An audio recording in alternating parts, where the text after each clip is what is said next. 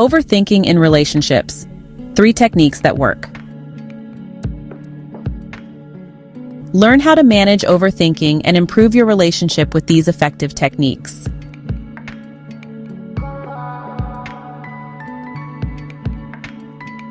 Stay tuned to discover practical tips and strategies.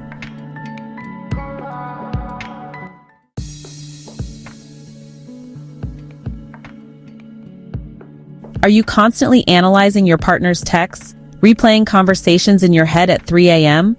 Overthinking in relationships activates the same brain regions as physical pain, creating a destructive cycle that damages even healthy connections.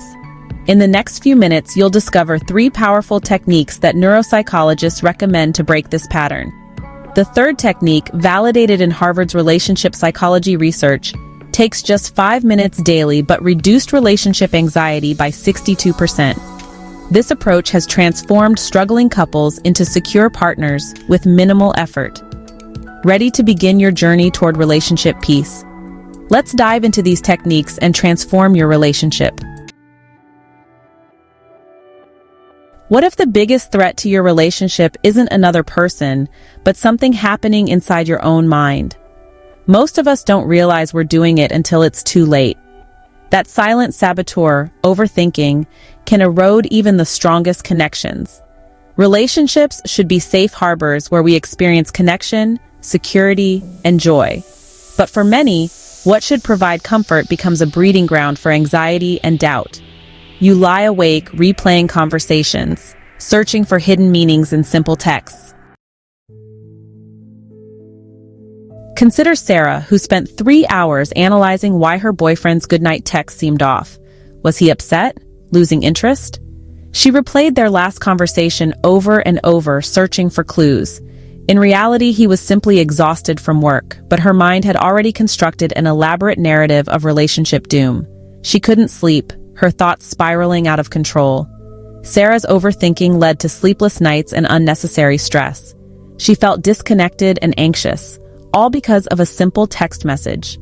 It wasn't until she shared her worries with a friend that she realized how much she was overthinking. Her friend helped her see the situation more clearly. With a new perspective, Sarah learned to manage her thoughts better, leading to a healthier and happier relationship. When overthinking takes hold, the present moment slips away. The warm dinner conversation becomes background noise to your internal dialogue, questioning your partner's tone. The good morning text transforms into a puzzle to decode. You find yourself replaying past conversations, searching for hidden meanings. The present moment is overshadowed by the weight of your thoughts. Our brains evolved with a sophisticated threat detection system, a survival mechanism that kept our ancestors alive. In prehistoric times, this hypervigilance was crucial. In modern relationships, however, this same system turns harmless situations into perceived emotional threats. Recognizing this can help us manage overthinking and build healthier connections. Neuroscience research reveals that when caught in an overthinking spiral, your brain activates the same regions associated with physical pain.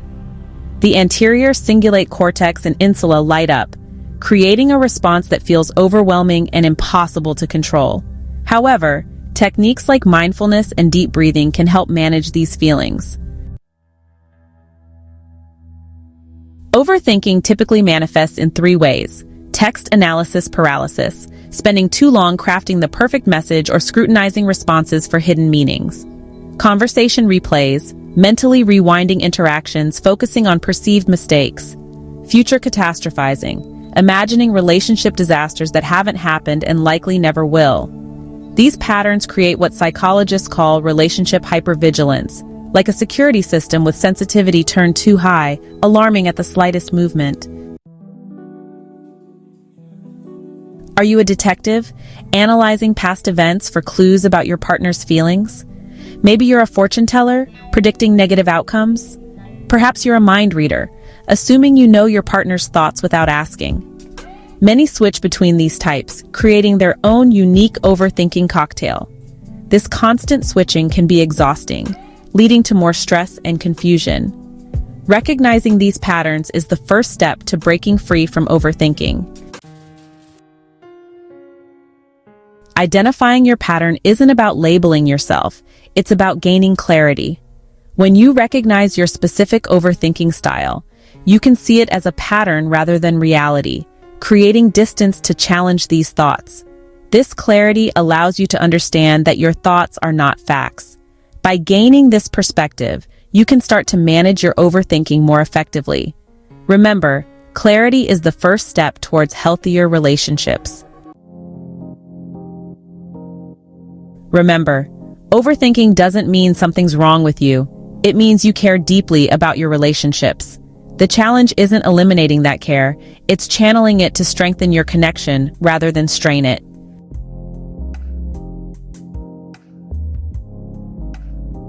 Start by acknowledging your feelings without judgment. Then, communicate openly with your partner about your concerns. Seek activities that bring you closer and foster mutual understanding.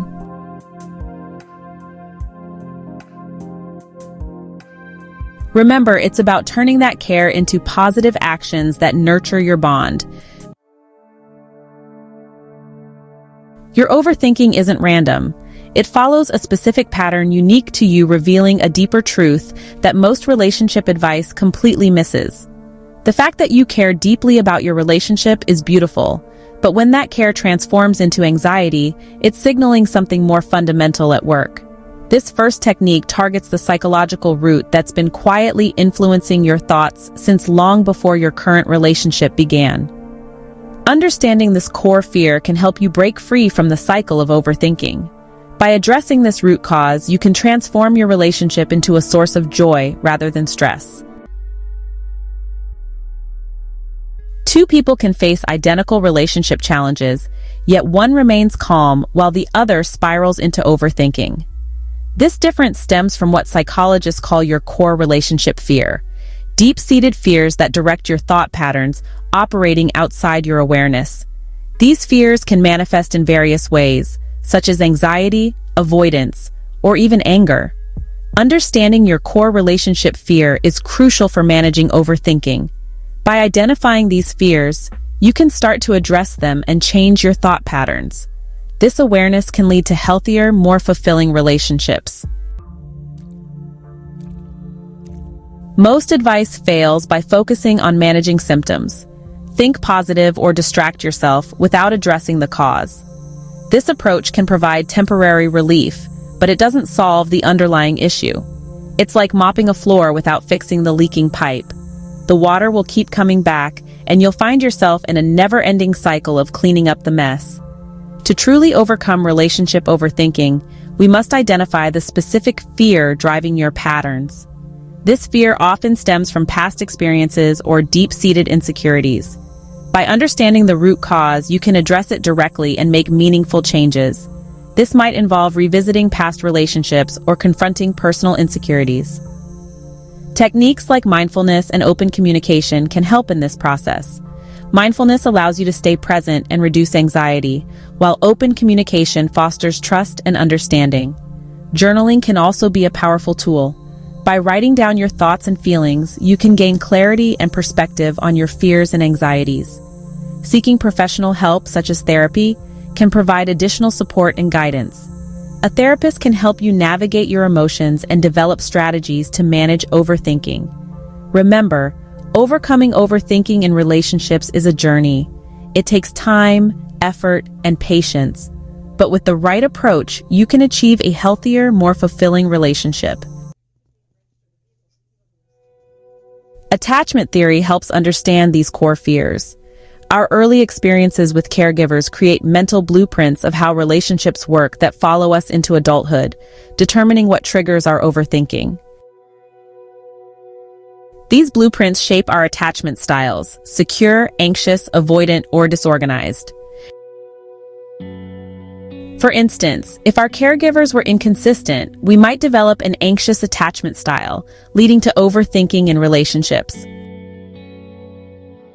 Conversely, if caregivers were neglectful, we might become avoidant. distancing ourselves emotionally. Understanding your attachment style can be the first step in addressing overthinking. Therapy, self-reflection, and mindfulness can help rewire these patterns, fostering healthier relationships. Those with anxious attachment typically fear abandonment. Imagine checking your phone repeatedly after sending a vulnerable text, your heart racing with each passing minute without a response. Your mind creates scenarios. They're ignoring you, they're with someone else, they've lost interest, all stemming from a core fear of being left behind. But when they finally respond, you feel a wave of relief, only for the cycle to start again. With avoidant attachment, fears center around losing independence. Your overthinking focuses on maintaining autonomy. Are they becoming too dependent? Will this relationship consume my identity? Disorganized attachment often involves fears of betrayal. You might alternate between wanting closeness and protecting yourself, constantly analyzing trust levels in the relationship. This can lead to a cycle of overthinking and emotional turmoil. Understanding these patterns can help you manage your thoughts and emotions. Seek support from a therapist or trusted friend to navigate these challenges. The fear-naming exercise helps address these patterns. When overthinking strikes, write down your anxious thoughts, then ask, "What am I afraid will happen?" Keep asking this of each answer until you reach something fundamental, a fear that causes a physical reaction when identified. That's your core fear. The emotional relief comes immediately. When you label your fear, "I'm afraid of being abandoned," you create psychological distance between yourself and the anxiety. This simple naming activates your prefrontal cortex, which helps regulate emotional responses. By doing this, you can manage your overthinking more effectively.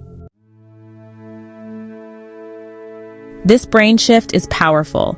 Your prefrontal cortex begins overriding the amygdala's fear response, decreasing activity in your brain's fear center, while increasing activity in regions that help you think clearly. You'll notice your breathing slows and your thoughts become more organized once you've named what's truly frightening you.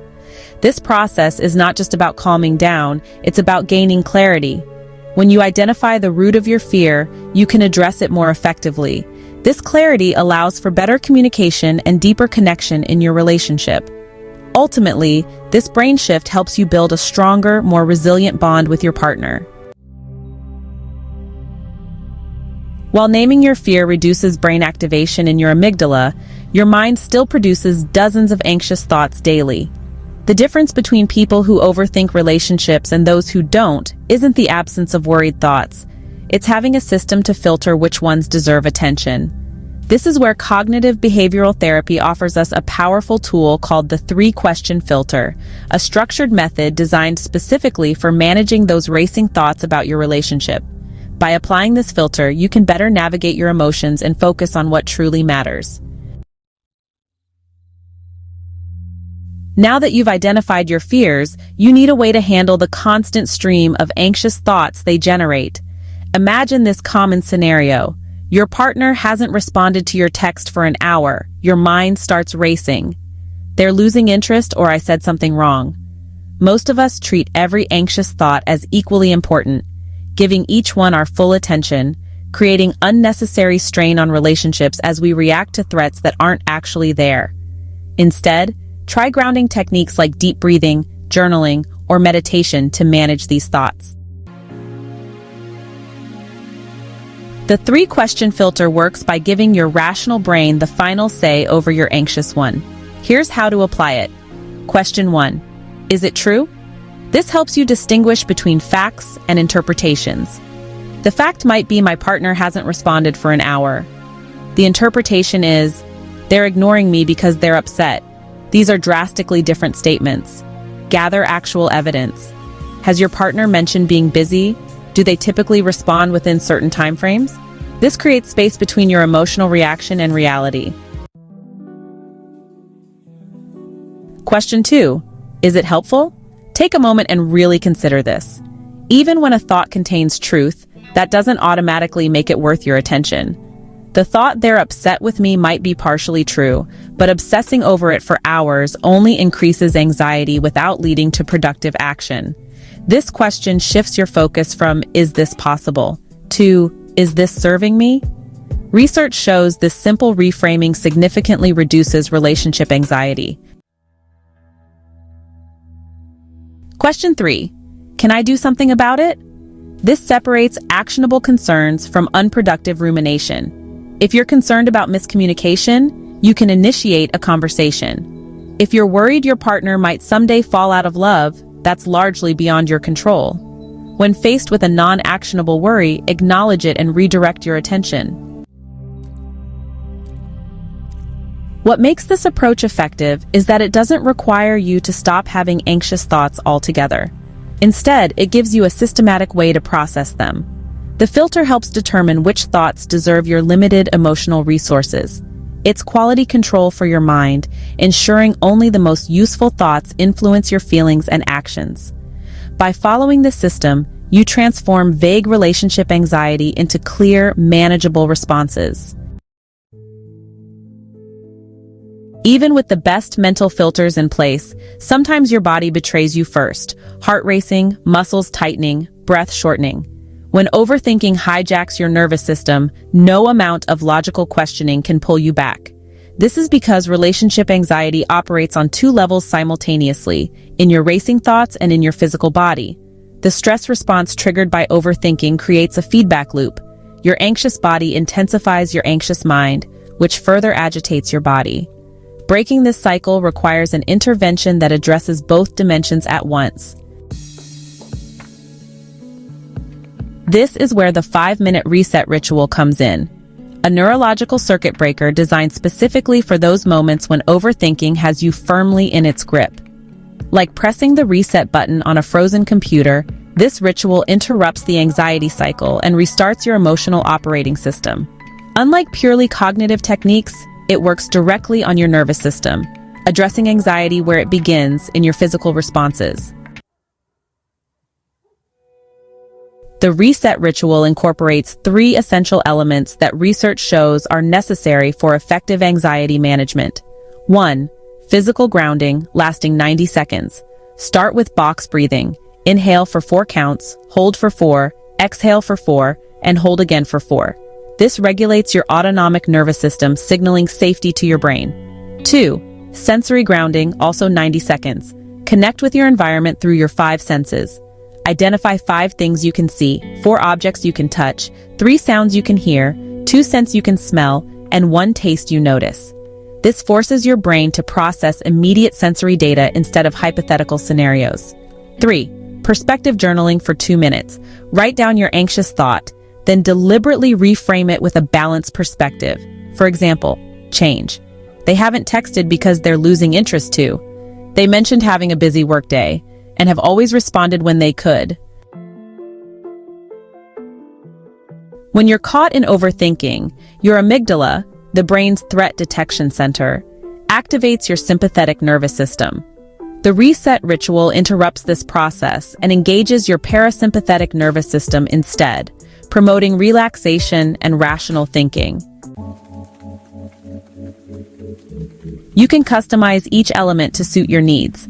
If box breathing isn't comfortable, try 4-7-8 breathing or simple deep breaths. Physical movement like stretching can replace the sensory exercise, and mental reframing works when writing isn't practical. Implementation is key. Use the ritual immediately when you notice physical symptoms of overthinking, before the spiral gains momentum. Set specific triggers, such as after checking social media or before bedtime conversations. Create shortened versions for different environments when you need a quick reset. By practicing this ritual consistently, you're retraining your nervous system to respond differently to relationship uncertainty, addressing both the physical and cognitive components of anxiety.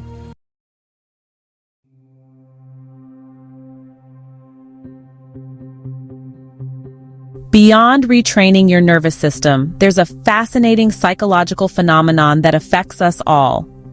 Have you noticed that the moment you stop constantly checking your phone, they suddenly can't stop thinking about you? This isn't coincidence. It's deeply rooted in human psychology.